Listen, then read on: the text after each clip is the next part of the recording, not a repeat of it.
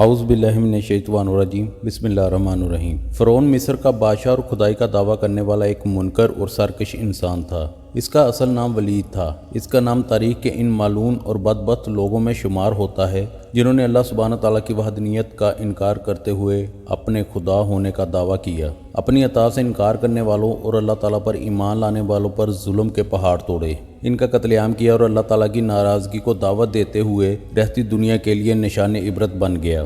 دوستو، آج ہم آپ کو بتائیں گے کہ فرعون کی بیوی یعنی حضرت آسیہ علیہ السلام کے ایمان لانے کا واقعہ کیسے پیش آیا، لیکن اس سے پہلے آپ سے گزارش ہے کہ ہمارے چینل کو سبسکرائب کر لیں تاکہ مزید ویڈیو آپ تک پہنچتی رہے۔ حضرت آسیہ علیہ السلام اپنے ایمان لانے سے پہلے ہی ایک نیک اور خدا ترس انسان تھی اور ایک سچے عقیدے اور حق کی روشنی کی تلاش میں تھی۔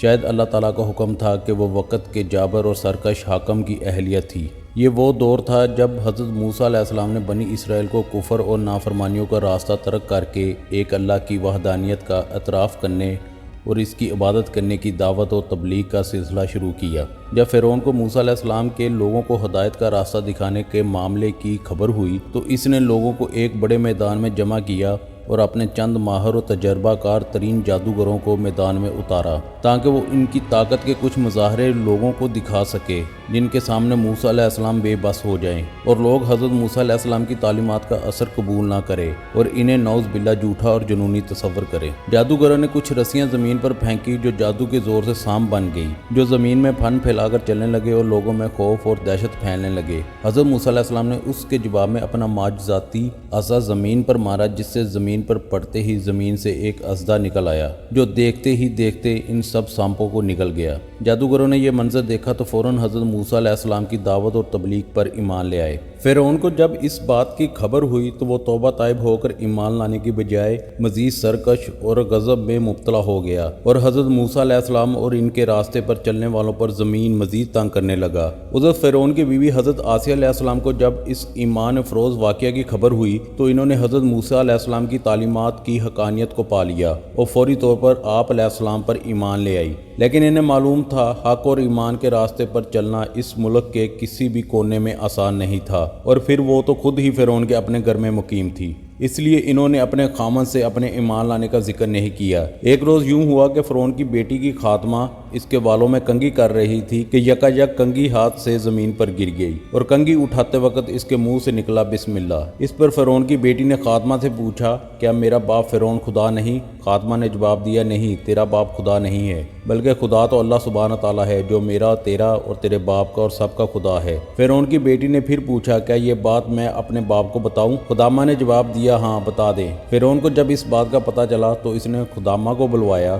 جب وہ عورت فرعون کے سامنے پیش ہوئی تو فرعون نے پوچھا، بتا کیا میں خدا نہیں ہوں؟ اس پر خدامہ نے جواب دیا کہ نہیں، خدا تو نہیں بلکہ میرا رب اللہ تعالیٰ ہے۔ فرعون نے بار بار یہ سوال دہرایا مگر خدامہ نے ہر بار یہی جواب دیا۔ فرعون پھر ایک بار آگ بگولا ہو گیا اور اس نے اپنے خادموں کو حکم دیا کہ ایک تانبے کا بڑا برتن لے کر آؤ اور اس میں تیل ڈال کر اسے خوب گرم کرو حتیٰ کہ وہ تیل کھولنا شروع ہو جائے، اور اس عورت کے بیٹوں کو اس کے سامنے ایک ایک کر کے اس تیل میں ڈال دو تاکہ وہ جل کر بھسم ہو جائیں۔ حکم کی تعمیل ہوئی، جلد ہی بڑے برتن میں ڈالا گیا تیل آگ کی تپش سے کھولنے لگا۔ خادمہ کے بیٹوں کو ایک ایک کر کے کھولتے ہوئے تیل میں ڈالا جانے لگا۔ اس کے بیٹے کھولتے ہوئے تیل میں گرتے ہی جل کر راکھ ہو جاتے تھے۔ فرعون کے خادموں نے اس عورت کے سب بیٹوں کو ان کی ماں کی آنکھوں کے سامنے جلا ڈالا۔ ایک ماں جو اپنے بچوں کو معمولی سی تکلیف پہنچنے پر برداشت نہیں کرتی، اپنی آنکھوں کے سامنے انہیں جل کر راکھ ہوتا دیکھنا اس کے لیے کتنا تکلیف دہ ہوگا۔ اب خادموں نے اس عورت سے وہ آخری بچہ چھیننے کی کوشش کی جو ابھی دودھ پیتا تھا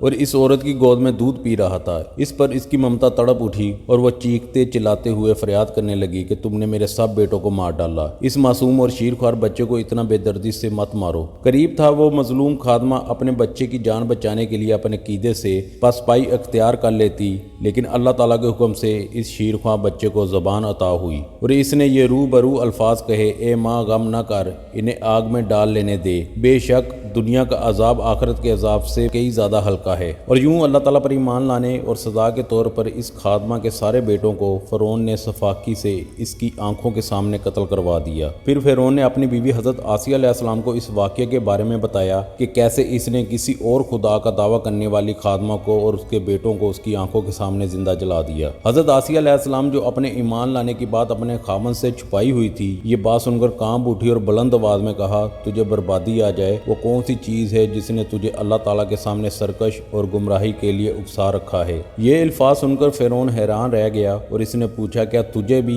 اس آدمی کی باتیں سننے کے بعد کسی جنون نے آن گھیرا ہے؟ اس پر حضرت آسیہ علیہ السلام نے جواب دیا یہ جنون نہیں ہے، وہ آدمی اللہ کا نبی ہے اور اس آدمی کی باتیں برحق ہے۔ اس ساری کائنات کا مالک اللہ تعالیٰ ہے۔ اپنے بیوی کا ایمان لانے کا انکشاف ہونے کے بعد فرعون تو پہلے انہیں لفظی حملوں کے ساتھ اذیت دیتا رہا اور اپنے عقیدے سے باز آ جانے کے لیے دباؤ ڈالتا رہا، اور فرعون نے پھر حضرت آسیہ علیہ السلام کی والدہ سے کہا کہ وہ اپنی بیٹی کو منع کرے۔ حضرت آسیہ علیہ السلام کی والدہ نے بھی علیحدگی میں اپنی بیٹی سے بات کی اور انہیں فرعون کی بات مان لینے کو کہا، لیکن آپ نے حق کا راستہ چھوڑنے سے صاف انکار کر دیا۔ کچھ ہی عرصے کے بعد فرعون نے اپنی بیوی یعنی حضرت آسیہ علیہ السلام سے کہا بہتر ہے تو باز آ جا ورنہ مجھے کچھ تدبیر کرنا ہوگی، لیکن اللہ تعالیٰ کی یہ نیک بندی اپنے فیصلے پر اٹل رہی اور اپنے عقیدے پر سختی سے کاربند رہی۔ فرعون نے حضرت آسیہ علیہ السلام کو سمجھانے میں ناکامی پر انہیں جسمانی اذیت دینا شروع کر دی، یہاں تک کہ ایک مرتبہ حضرت آسیہ علیہ السلام کے ہاتھوں میں کیل گاڑ کر انہیں کھلے آسمان کے نیچے اس طرح لٹا دیا کہ تپتے ہوئے سورج کی شعاعیں براہ راست ان کے چہرے پر پڑتی تھی، لیکن وہ اپنے عقیدے اور ایمان پر قائم رہی۔ حضرت آسیہ علیہ السلام نے اللہ تعالیٰ سے دعا کی اے اللہ مجھے فرعون کے ظلم سے نجات دلا اور مجھے اپنے قریب کوئی گھر عطا کر اور مجھے بخش دے۔ پیارے دوستو، فرعون نے اپنے ہر حربے میں ناکامی دیکھنے کے بعد اپنے پیروکاروں کو حکم دیا کہ وہ ایک بڑی چٹان کا بندوبست کریں اور حضرت آسیہ سے آخری بار پوچھا کیا وہ اپنے عقیدے کو چھوڑنے کے لیے تیار ہے؟ اگر وہ ہاں کہے تو وہ اسے عزت کے ساتھ گھر واپس چھوڑ دے کہ وہ میری بیوی ہے، اگر نہیں تو اس چٹان کے نیچے اسے کچل ڈالے۔ تو ایسا ہی کیا گیا۔ حضرت آسیہ علیہ السلام کو ایک بڑی چٹان کے قریب لا کر ان کے خدا کے بارے میں پوچھا گیا تو حضرت آسیہ علیہ السلام نے نگاہیں اٹھا کر آسمان کی جانب دیکھا تو انہیں دور آسمان پر ایک موتی جگمگاتا ہوا دکھائی دیا اور انہیں اطمینان مل گیا۔ انہوں نے ایک مرتبہ پھر اللہ سبحانہ تعالیٰ کی بڑائی بیان کی اور اللہ تعالیٰ کے حکم سے ان کی روح قبض کر لی گئی اور خادموں نے ایک بے جان جسم پر ہی ایک باری برکم چٹان گرا دی۔ پیارے دوستو، اللہ تعالیٰ ہم سب کو ایمان پر قائم رہنے کی توفیق عطا فرمائے، آمین ثم آمین۔ پیارے دوستو، انشاءاللہ ملیں گے نیکسٹ ویڈیو میں، تب تک کے لیے اجازت دیجیے، اللہ حافظ۔